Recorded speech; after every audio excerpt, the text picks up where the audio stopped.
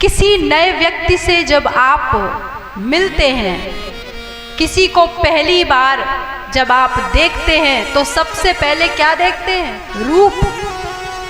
जिसको आप जानते नहीं तो रूप देखते हैं और फिर पूछते करते क्या है।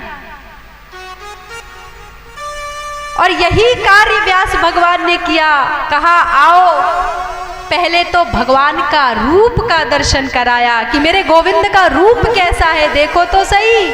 सच्चिदानंद रूपाय, सद चिद और आनंद स्वरूप है, आनंद रूप है मेरे गोविंद का।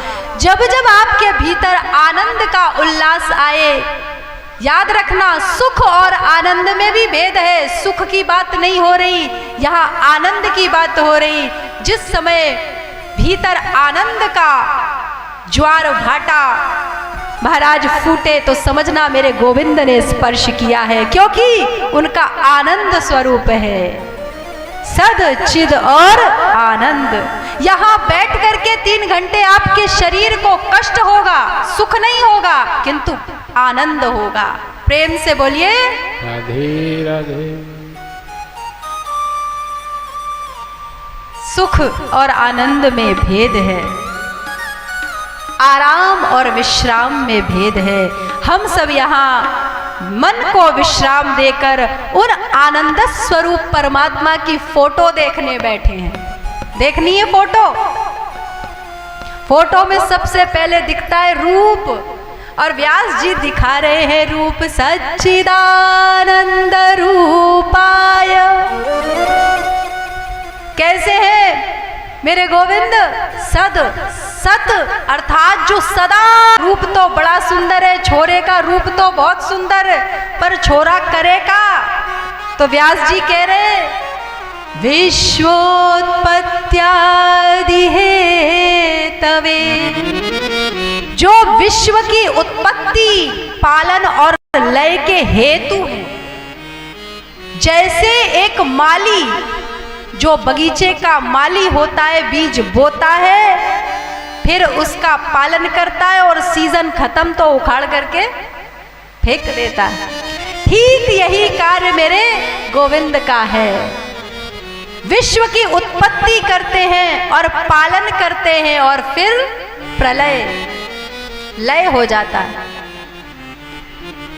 जितने भी विश्व में आपको कार्य दिख रहे हैं, ध्यान से गौर से देखो, यही कार्य हो रहा है। केवल उत्पत्ति होती है, पालन होता है और लय हो जाता है। तो जितने अडानी अंबानी और जो जो जहां जहां कार्य कर रहे हैं, सब के ऊपर मेरे गोविंद हैं। कुछ भी हो यही हो रहा है, केवल उत्पत्ति। अभी एक कथा प्रारंभ हुई, 7 दिवस चलेगी और फिर विश्राम। कोई घर बनेगा, उत्पत्ति हुई, कुछ दिन रहेगा और फिर खंडहर बन जाएगा। कहीं भी ये बात घटा कर देख लो, किसी की जॉब लगी, कुछ दिन रहेगी और फिर रिटायर।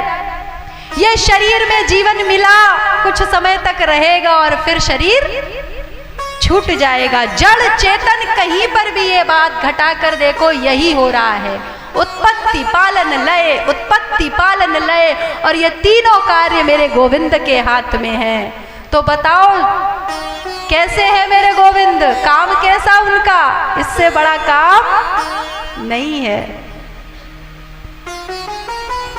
तो मानो कोई माता पिता जब अपनी छोरी का ब्याह करे और छोरा देखने जाए तो बोले ठीक है, छोरे का रूप बहुत सुंदर,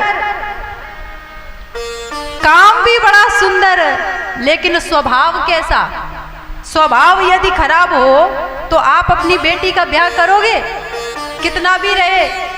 तो व्यास जी आगे स्वभाव का परिचय करा रहे हैं कि देख लो, शायद ही कोई ऐसा होगा जो मेरे गोविंद से प्रेम ना कर बैठे। ऐसा सुंदर स्वभाव है। कैसा? कहा सच्चिदानंद रूपाय विश्वोत्पत्त्यादि हेतवे तापत्रय विनाशाय सुंदर स्वभाव है कि जिनके सन्मुख आने से तीनों तापों का विनाश होता है। नाश नहीं कहा, विनाश कहा, जड़ से नाश हो जाए। दैहिक दैविक भौतिक तापों का नाश हो जाता है। ऐसा सुंदर स्वभाव कि जो पूतना जैसी राक्षसी को भी, जो कि विष देकर मारने आई है, उसको भी भगवान ऐसा सोचते हैं कि कुछ भी हो जाए, कार्य तो मेरी माँ का ही कर रही। ऐसा प्रभु का दयालु स्वभाव कि उसमें भी मातृत्व का दर्शन करके पूतना जैसी बाल घातिनी को धात्र्योचित गति प्रदान की। ऐसा सुंदर स्वभाव। वास्तव में जिन भक्तों ने भगवान का स्वभाव जान लिया ना, वो रोक नहीं पाए। पग घुंघरू बांध मीरा नाची रे, उन्होंने जाना है स्वभाव।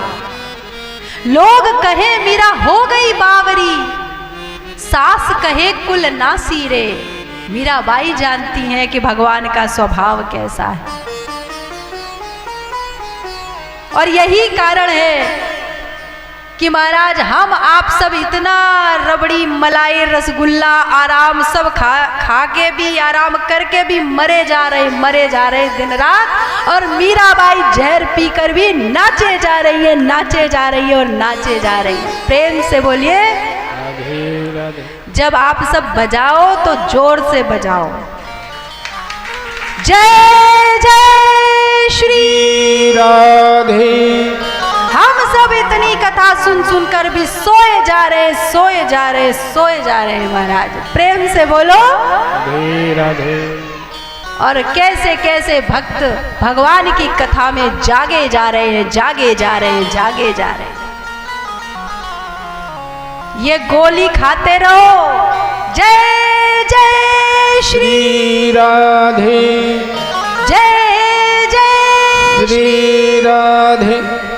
यही कारण है कि कथा में नियम बताया गया है भोजन का, कि उतना पाओ कि कथा में विघ्न ना पड़े निद्रा देवी का, उतना ही पाना चाहिए।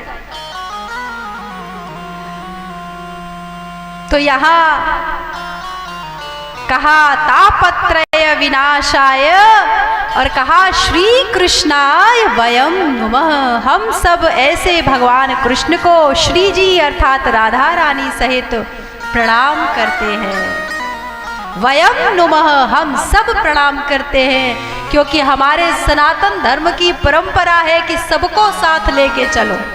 प्रेम से बोलिए